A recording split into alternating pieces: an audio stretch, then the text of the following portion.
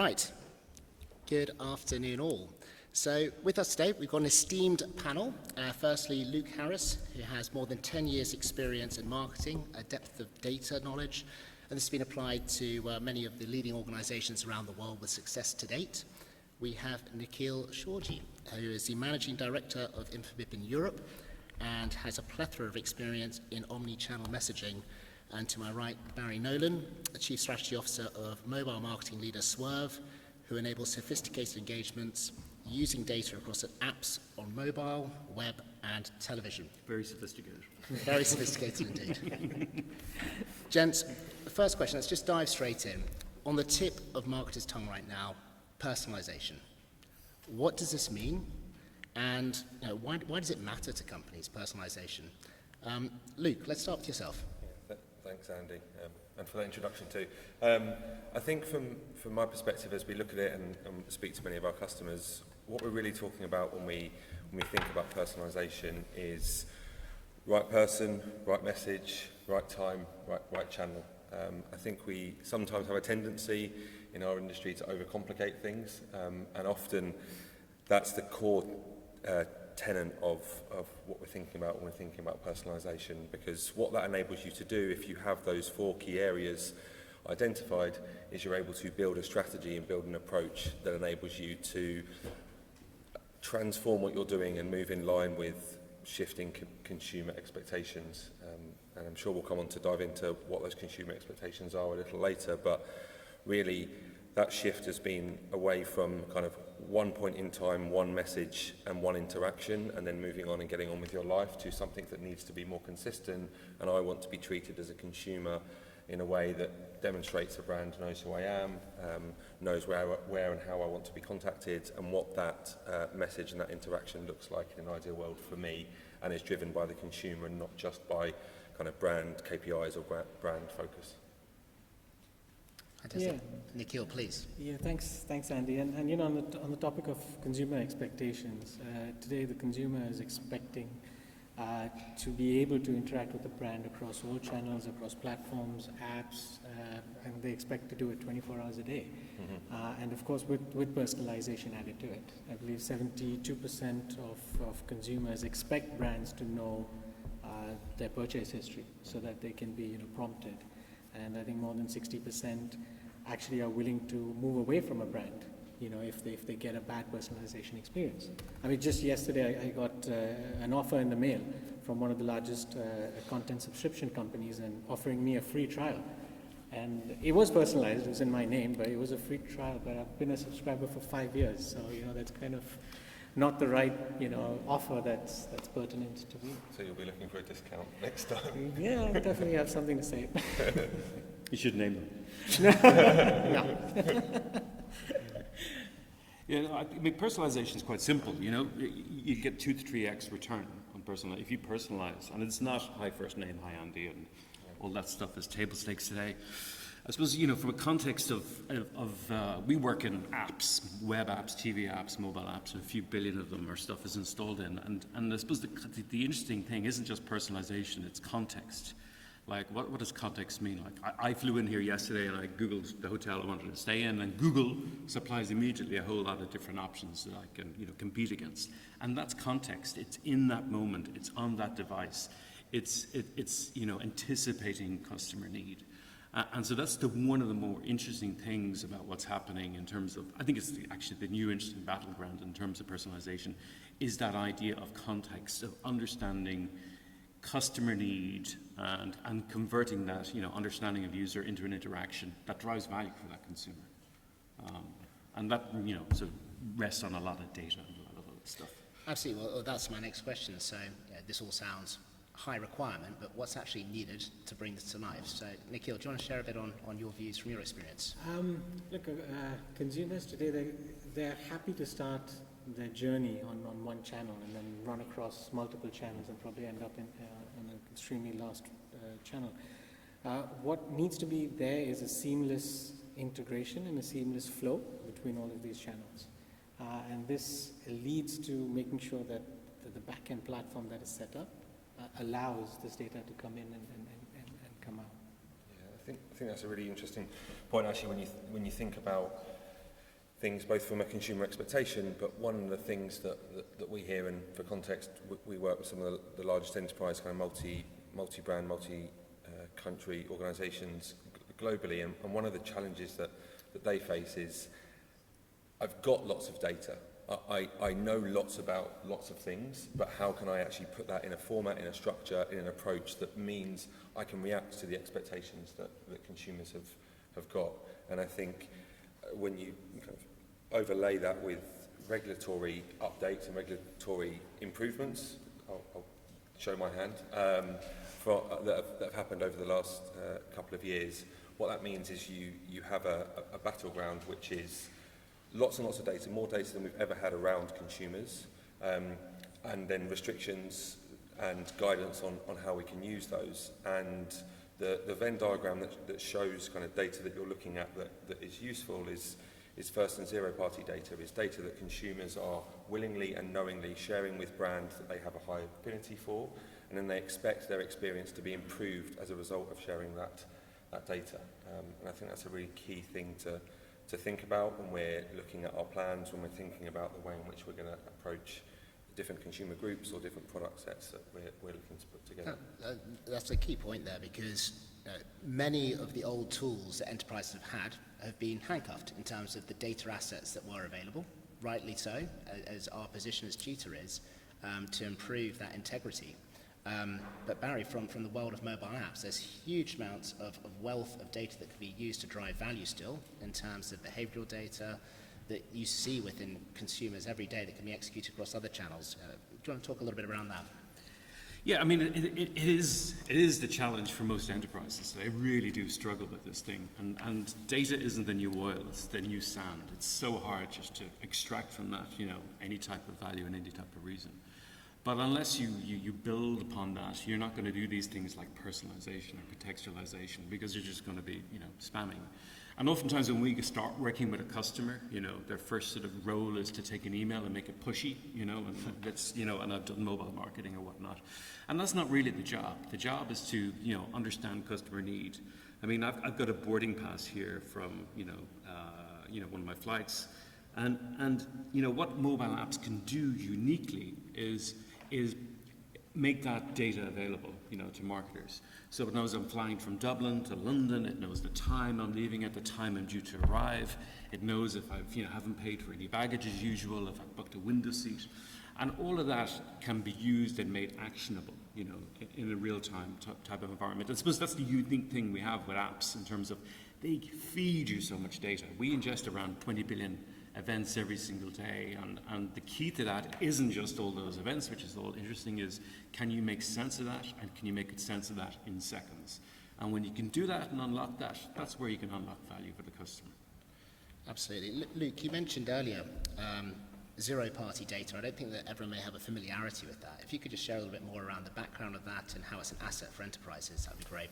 Yeah, absolutely. So zero-party data as a concept is something that was first coined, I think, by Fatima Katabalou, who's a principal analyst at Forrester, who was talking around zero-party data not as a subset of first-party data, which is known, declared data around an individual, but thinking about zero-party data as the core of a profile that an individual has. So data that they are willing to share with you, with the opt-ins and the legal right to reuse that as a way to personalise your experience with them. So it's not just name, email address, birthday, but it's also likes, preferences, dislikes, and guidance on how you can continue to communicate with that customer moving forward. And I think the ability to be able to capture that at scale and use that across channel is really key to unlocking so much of the value that we're talking about today. And if we're thinking around personalisation as a nirvana to get to enrich the experience that we as consumers have,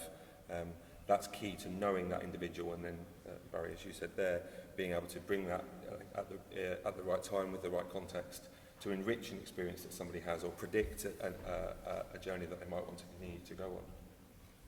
Yeah, customer data platforms across all channels, that's something that will basically enable this and allow you to analyze that data coming in and actually use it across all channels. We had an interesting example where Citrus, which is an electronics retailer, they used the geofencing feature in the mobile messaging app to send out push notifications to all their loyal customers who were within the vicinity. And they actually found about 2,600 of them in that single day were within the region, and they were able to have more than a 35% conversion rate. So about 900 of them actually made an in-store purchase. And this was possible primarily because they had our consumer data platform in the back end and allowed them to analyze and send out the right message at the right time. Fantastic. I think just one thing on the, if we look at the assets that are there, we've talked about the zero-party data asset, the way in which consumers are now directly engaged with brands to disintermediate some of the locked channels, Barry, around mobile apps and how they have provided this wealth of data that can be used by enterprises. In terms of some of the new channels that are coming out, Nikhil, how do you see the likes of WhatsApp and RCS being able to feed in more information that can then be used across the other channels in personalization? Look, the key thing here is to non-silo all these different channels to make sure that it is a pure omni-channel offering.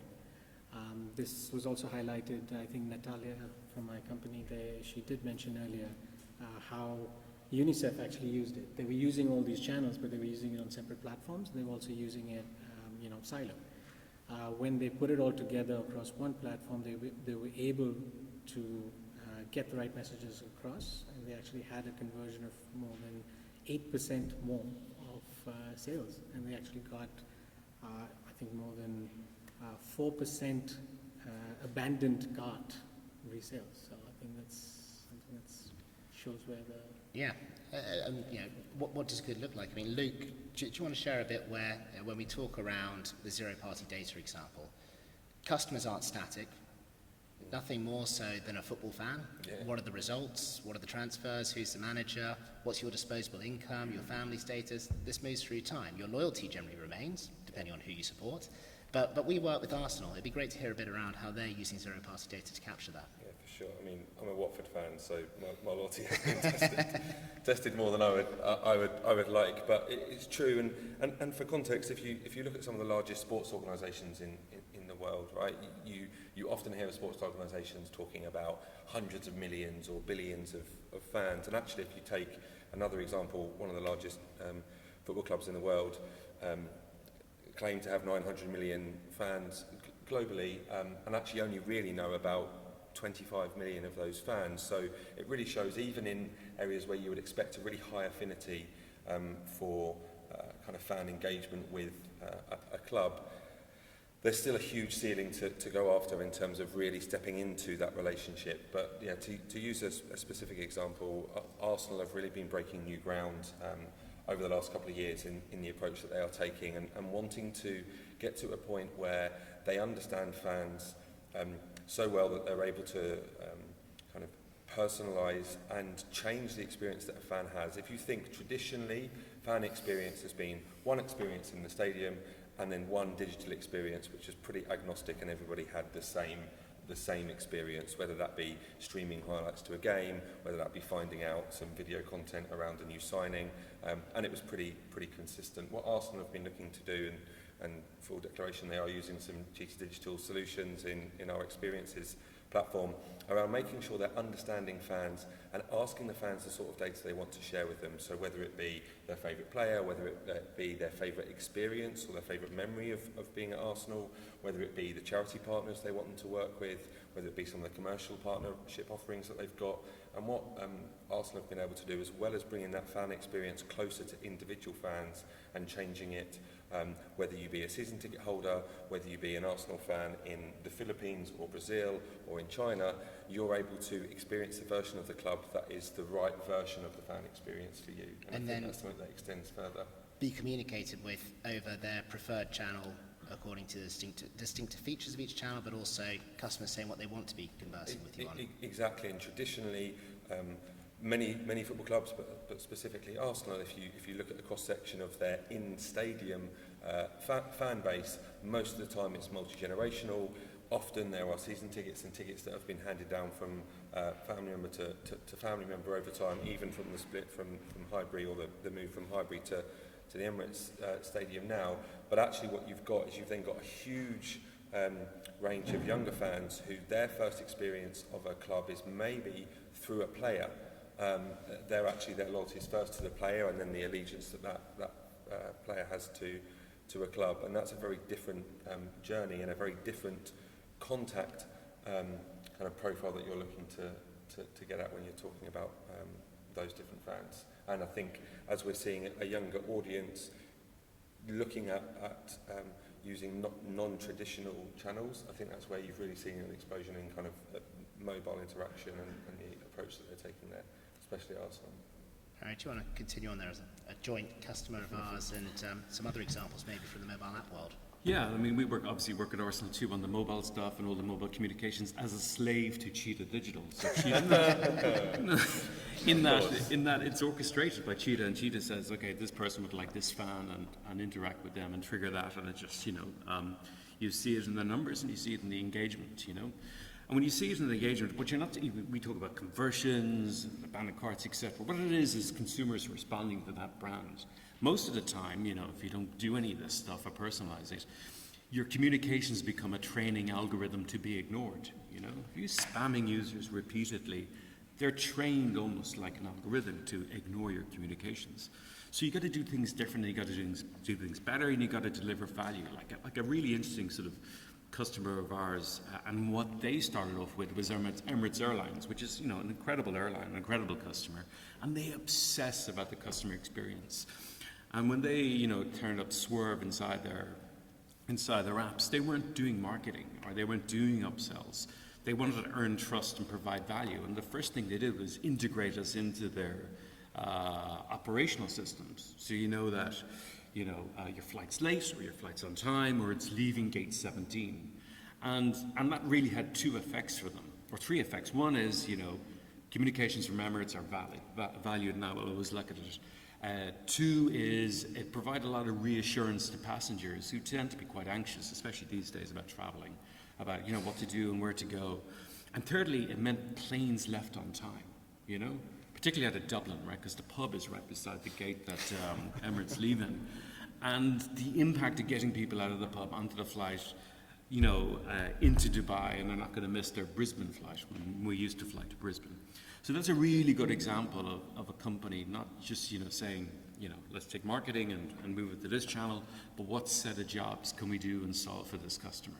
And that's always a good place to start. Fantastic. I mean, just to put a stat out there, McKinsey observe an uplift of 30% to revenue and retention when personalization is incorporated. For me, mobile has to be central to the story. The data assets it holds in terms of what you can learn from it to be applied across all other channels, the immediacy for executing those contextual moments at the right time, being relevant for the moments that matter when people are there as a captivated audience, and then finally, all enterprises want to have a frictionless relationship with their customers, and the mobile channels are those that are preferred, habitual, and native to them. So for me, I see mobile being absolutely core to personalization as it evolves, as it is right now as well, being less siloed going forward. But gentlemen, before we open up to questions, do you have anything else you'd like to add before we close off? Let me just give an example of what that is, because I never trust McKinsey and all these guys and all their stats. So we work with, our biggest customers is gaming companies, right? Mobile gaming companies and a lot of the big publishers. And if they have a game and, they're not sure about it, and they're not going to invest in it, they just release it to the App Store and let it die there, in terms of they put nothing behind it, You think about gaming companies they are the essence of personalization, and it is a state of art where enterprises will follow in 5 or 10 years perhaps. But when you play a game, you're not playing a game, you're sending data up to the cloud, right? And Jesus, Barry is a really bad shooter at this game, right? We better give him more bullets, slow down the opposition, and give him lots of health packs. Because if we don't personalize the game to him, he's going to get shot up by level 1, and he will never live around to purchase an in-app purchase or a gyration or move or whatever it is Yeah. that you do these days. So mobile, what I say is mobile gaming companies are the essence of personalization and contextualization at scale. And ultimately, I think, mobile and all this gives us a direct connection with customers. We are to manifest that as data and understanding that data and then be able to action upon that. I think that's the flywheel that we're on in enterprise land. But enterprise land moves a lot slower, but it pays a lot more money, so that's what we do. I'm gonna see you McKinsey and raise you an Accenture. Yes, so more than 80% of consumers are actually willing to give data in order to get a much more personalized experience. And I think that is really critical, because it's really easy to get and share this information across all channels. And we had a customer called Shooby-Doo. I love the name, by the way. But Shooby-Doo? Shooby-Doo, yeah, just like shoes, just in case, yeah. So they had a really good app, and then they were using it for their loyal customers, and they needed to reach out, and they actually used Viber, believe it or not, because that was was popular in that region, and it actually made sense. So they were able to get 50% of their users to re-interact through the app by sending out, personalized information over Viber. So, just linking all these channels together, you can restart everything and just get the data initially. Yeah, and I think you talk there of linking channels, maybe to give us a slightly different view. One of the things that we're seeing, which I think is really interesting and certainly maybe treads a little bit of a path to what the future could look like. If you take CPG organisations, so just stick with me a second on this. Traditionally, they're organisations who have kind of taken a step away from the consumers directly. So often big retailers, whether it be online or bricks and mortar retailers, will own the relationship with the consumer. And there have been attempts over the years of kind of lightweight loyalty that they've tried, and perhaps have never really got to the point where they've wanted to step into that space. So here in the UK, competing with the likes of Tesco Clubcard or Nectar, it's always something that's been different. I think one of the things that we're definitely seeing for lots of CPG organisations is wanting to step forward and own more of that relationship directly with consumers. So historically, and certainly pre-GDPR, they were putting a lot of spend from a media perspective to rent the eyeballs of their consumers, and whether that be through Facebook or other social media channels.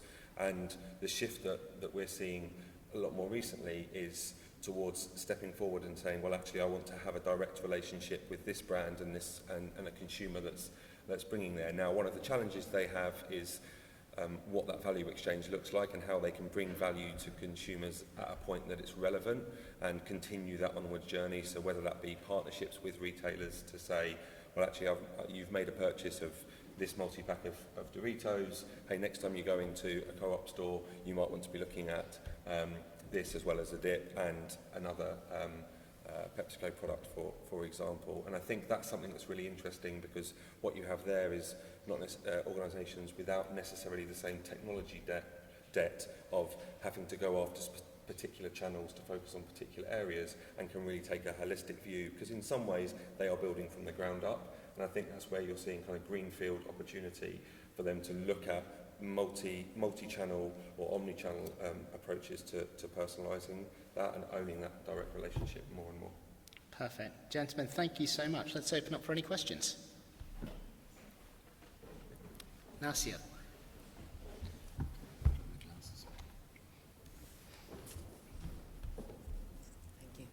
Hi, everybody. Nasia here from Apiro Data. A great session, by the way. My question is twofold. One is, you talked about personalization. What is the difference between outbound personalization, what is a new customer, versus existing customer personalization, where they have the data and they want, the customer wishes to be utilized so they can get better experience? Have you found there is a significant difference when it comes to personalization when it's new versus existing? That's the first bit of my question. And the second bit is there, I would say, a balance between automation and personalization? Have you found the magic balance between the two? Because obviously we need both. To get good personalization, it means, like, if you do it without automation, you get slower or smaller reach. So you need the automation and you need the personalization. So what is the good balance between the two that you found from your perspective? Yeah, you can't. So let me give an example of one of our customers is Ryanair Airlines. Before Omicron or whatever, we had 150 million passengers traveling with them. And so they would use us for a lot of these automated interactions. So, for example, if I'm running late and I just break the geo-fence at Stansted Airport, they'll message me and says, "You're late, buy fast track, make your flight," something with a little bit more polite than that. And it has a 48% engagement rate because you're solving a problem.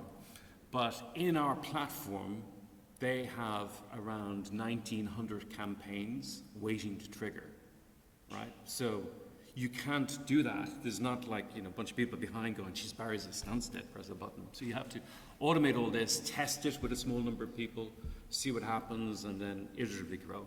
That gets super complex over time in terms of orchestrating all that sort of stuff. And the second part of it is just, new customers, personalized customers. I think for new customers, there's only one job you look at, which is onboarding or activating that new customer. And just obsess about getting them to, what is that activation point, and forget about all the other communications you want to give them. Don't even, block all that stuff out, because you want to get that customer to their activated state, whatever that is. If it's an Uber, it's actually taking your first Uber ride, right? That's an activated customer. And everything else should be, I think, irrelevant. That's a good point, and I think I agree with all of that. To add one point, maybe it's a contentious approach, but I don't think you can personalise or invest too much time in trying to personalise to a brand new customer. Right? You don't know anything about them. I saw something today on LinkedIn which really made me laugh. Prince Charles and Ozzy Osbourne profile are exactly the same people, born the same year, both live in a castle, both white, both wealthy, both been married twice, both have the same number of children. Right? But none of us would sit here and go, "I'm going to send the same message to Prince Charles as Ozzy Osbourne." But if they were both, yeah, I can see. Or maybe you would, depending on what you're selling. This panel is taking a turn. But I think it's really important to